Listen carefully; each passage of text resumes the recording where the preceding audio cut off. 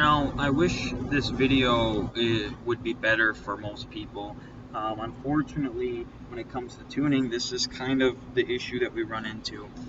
So, to do a 102 throttle body on a Gen 3, okay, the ETC scalar ends up being 0.012238.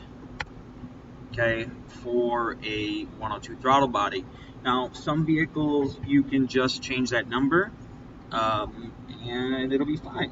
Other vehicles you change that number and it doesn't want to run properly.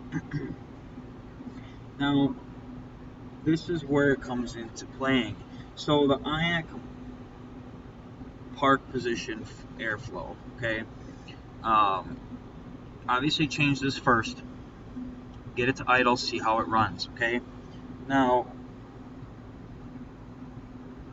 let's change this a little bit. Let's change this to grams per second, okay? If the idle RPM keeps wanting to climb, first you can try to add to this first, okay? Add 2 to 4 grams per second at a time. And see how that goes. Basically, you only want to make one change at a time. So just change ETA area scalar, see if it works. If it doesn't, leave it where it needs to be.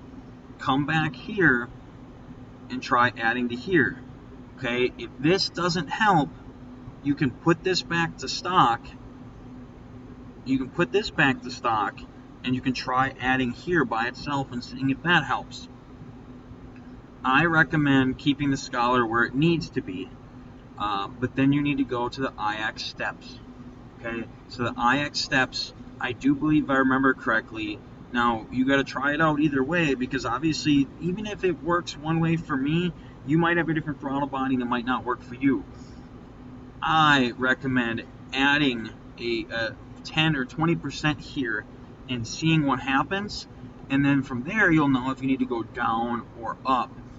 In smaller increments, okay? So if you add 20% here and all of a sudden the car just dies, perfect. You know you went in the right direction. Go back to stock, add 2%. You know, see where it goes. Add another 2%. It's not as easy on Gen 3s as it is Gen 4. You have to play with a lot of this stuff to get exactly what you want, unfortunately. But in the end, it will be worth it rather than dealing with crappy drivability or trying to drill a hole in the throttle body. Do not drill a hole in your throttle body. There is absolutely no reason for it.